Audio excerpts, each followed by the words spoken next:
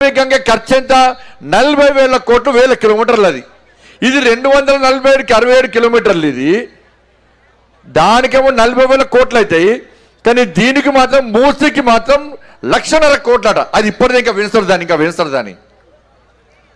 మరి సబర్మతికి, నమామి గంగేకు, మూసీకి తేడా చూడండి. ఇవాళ ఇదే రాష్ట్ర ముఖ్యమంత్రి గారు నిన్న మాట్లాడారు, మోడీ గారితో తప్పు లేదు, ఇలా మేం కడితే తప్ప అని. మోడీ మీద 6 అవినీతి ఆరోపణలు లేవు.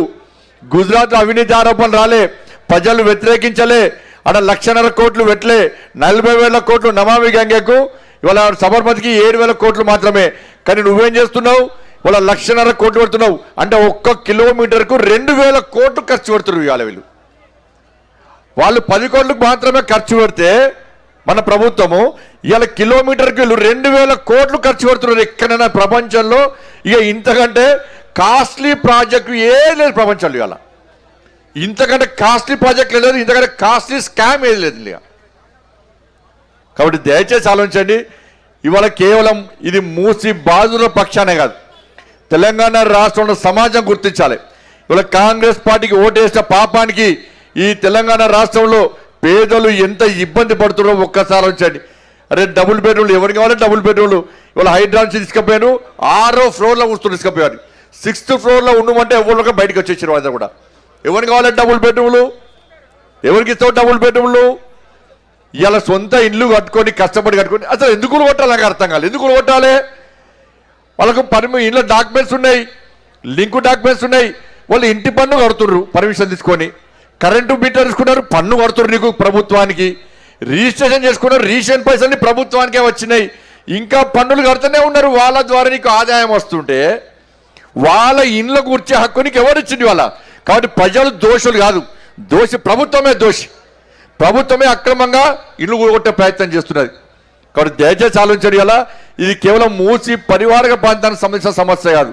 భారతీయ జనతా పార్టీ కేవలం ఈ ప్రాంతంలో మాత్రమే ఆందోళన లేదు. ఇవాళ తెలంగాణ రాష్ట్ర వ్యాప్తంగా కిషన్ రెడ్డి గారి నేతృత్వంలో చాలా సీరియస్గా మేము అగ్రెసివ్గా ఆందోళన చేస్తాం. తెలంగాణ రాష్ట్ర వ్యాప్తంగా ఇవాళ తెలంగాణ రాష్ట్రంలో భారతీయ జనతా పార్టీ చేసే ఆందోళనకు తప్పకుండా ప్రభుత్వం దిగస్తుందా, ప్రభుత్వం గద్దె దిగుతుందా? ఇలా 2 విషయాల్లో ప్రభుత్వం ఆలోచించుకోవాల్సిన అవసరం ఉంది. భారతీయ జనతా పార్టీ కార్యకర్తగా ఆందోళన కొత్తలు కాదు, కేసులు కొత్త కాదు, లాఠీ దెబ్బలు కొత్త కాదు. ఇంతకుముందు కిషన్ రెడ్డి గారు చెప్పినట్టు నీ చెంచల్గూడ జైలు, నీ చెల్లపల్లి జైలు, కానీ జిల్లా జైలు కాదు. నువ్వు అవసరం వస్తే ఎన్ని జైలు కట్టుకో. మూసీ నది విషయంలో తాడో పేడో తెలుసుకోవడానికి, తెగించి కొట్టడానికి భారతీయ జనతా పార్టీ కార్యకర్తలు మూసీ ప్రజల పక్షాన అగ్రెసివ్గా కొట్టడానికి సిద్ధంగా ఉన్న విషయాన్ని కాంగ్రెస్ పార్టీ గుర్తుంచుకోవాలి. ఇలా కేవలం మహాధరణ మాత్రమే.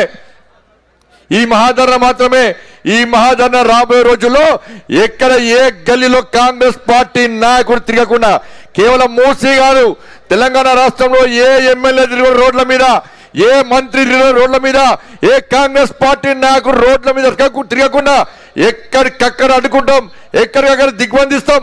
పేదల పక్షాన భారతీయ జనతా పార్టీ ఏ విధంగా ఓట్లాడుతుందో దాని రుచిందో కాంగ్రెస్ పార్టీకి చూపడానికి భారతీయ జనతా పార్టీ సిద్ధంగా ఉంది.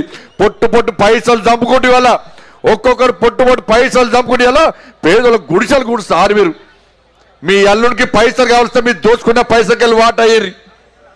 మీ అల్లుడికి పైసలు కావాలంటే అక్రమంగా అమ్ముకున్న పైసలు తీసుకుపోయి, కానీ పేదల గుడిసెలు కూర్చి, పేదల ఇల్లు కూల్చి 40-50 సంవత్సరాల తరతరాలుగా బతుకుతున్న వాళ్ళ జీవనోపాధి పోయే విధంగా, వాళ్ళకి జీవనం లేకుండా ఉండేటువంటి ప్రయత్నం చేస్తే దీనికంటే మూర్ఖత్వం ఇంకోటిగా అన్న విషయాన్ని ఈ సందర్భంగా గుర్తు చేస్తూ తప్పకుండా రాబోయే రోజుల్లో అందరం కలిసికట్టుగా ముందుకు సాగాలని చెప్పి మూసీ పరివారక ప్రాంతంలో, మూసీ ప్రాంతంలో నుండి బాధితులు ఎవ్వరు కూడా మీరు బాధపడాల్సిన అవసరం లేదు, మీరు భయపడాల్సిన అవసరం లేదు.